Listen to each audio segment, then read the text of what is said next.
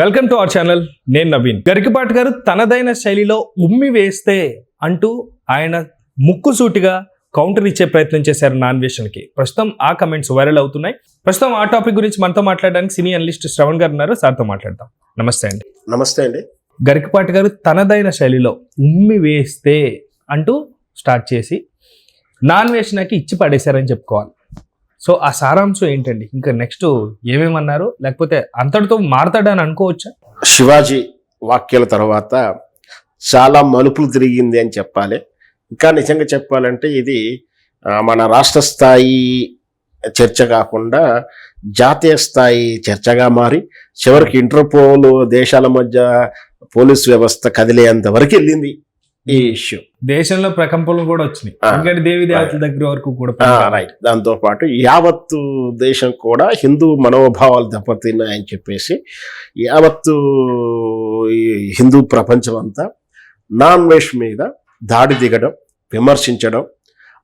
ఆయనకు అప్పటిదాకా ఫాలోయింగ్ ఉన్నటువంటి సబ్స్క్రైబర్ల యొక్క సంఖ్య 50% కాదు 70% పడిపోయింది.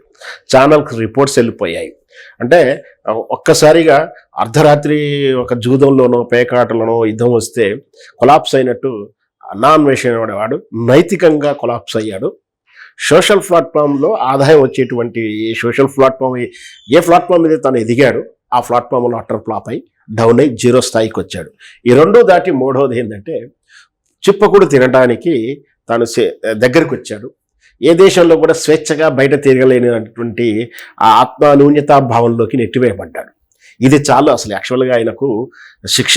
ఎందుకంటే ఎప్పుడు ఎవరు దాడి చేస్తారో అని అనుక్షణం దాచుకొని దొంగచాటుగా దేశాల్లో తిరుగుతూ దాచుకుంటూ బ్రతకాల్సిన పొజిషన్లోకి వచ్చిండు.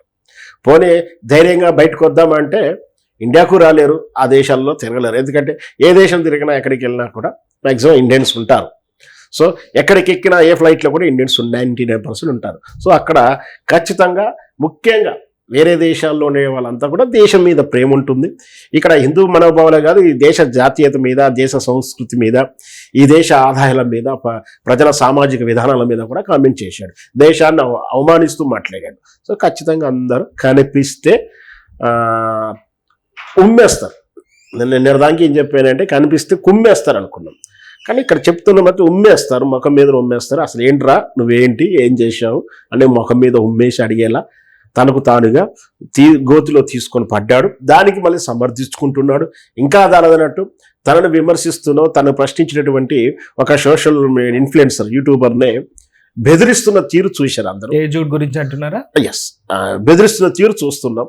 తను నాకు తెలిసినంత వరకు తెలుగు ఇండియన్లో లేదా తెలుగులో నాకు ఇండియాలోనే మోస్ట్ వన్ పాడ్కాస్ట్ చేయడంలో హైయెస్ట్ టాప్ 10 తీసుకుంటే అతను ఒక వాడు ఉంటాడు.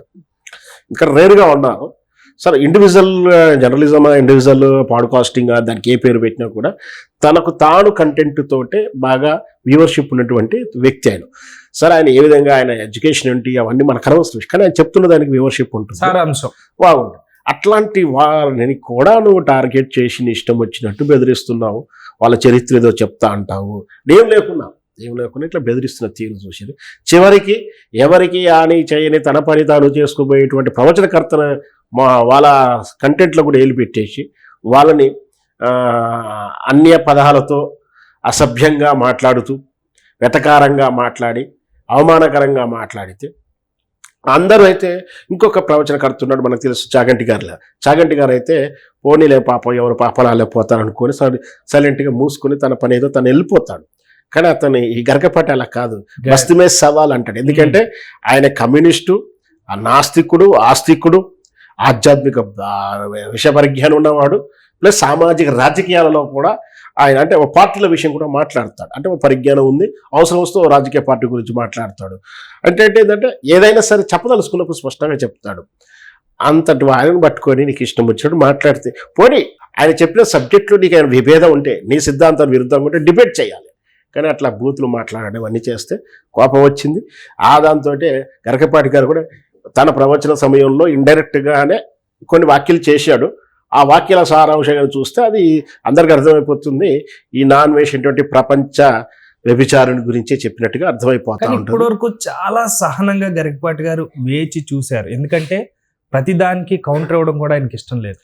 కానీ వేచి చూసిన తర్వాత ఘాటుగానే విమర్శించారంటే మీరేమంటారు? సహజంగానే మనకు గరికపాటి గారు చాగంటి గారితో పోల్చుకుంటే చాగంటి గారు చాలా మృదు స్వభావి, అసలు ఏమీ పట్టించుకోడు.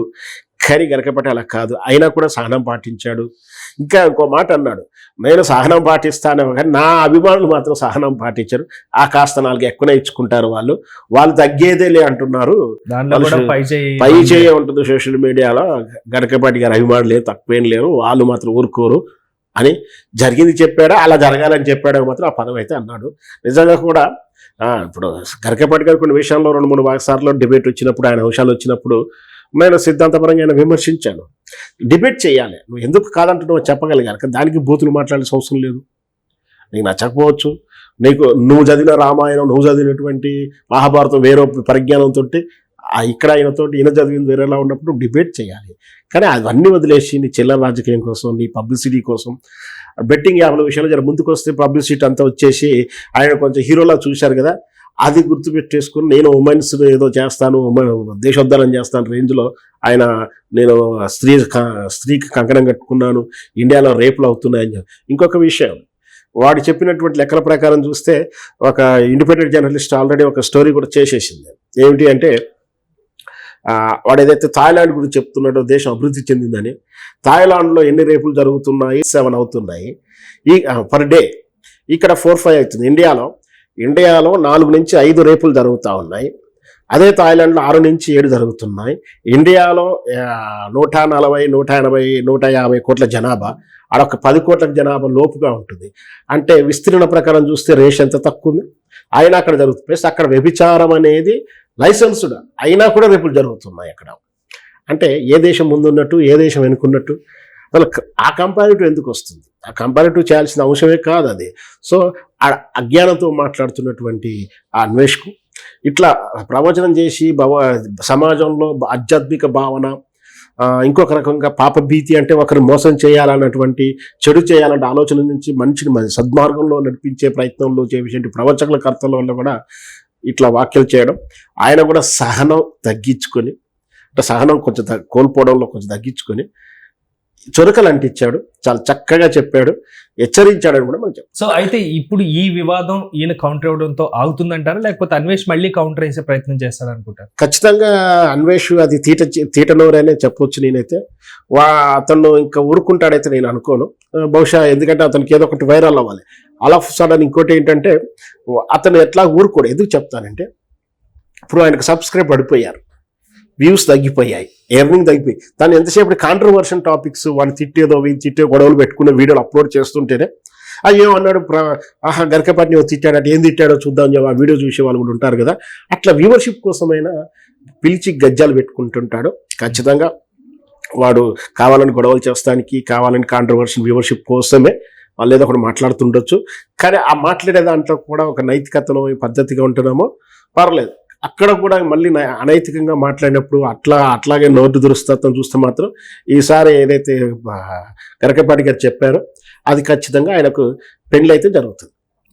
Thank you sir, thank you so much.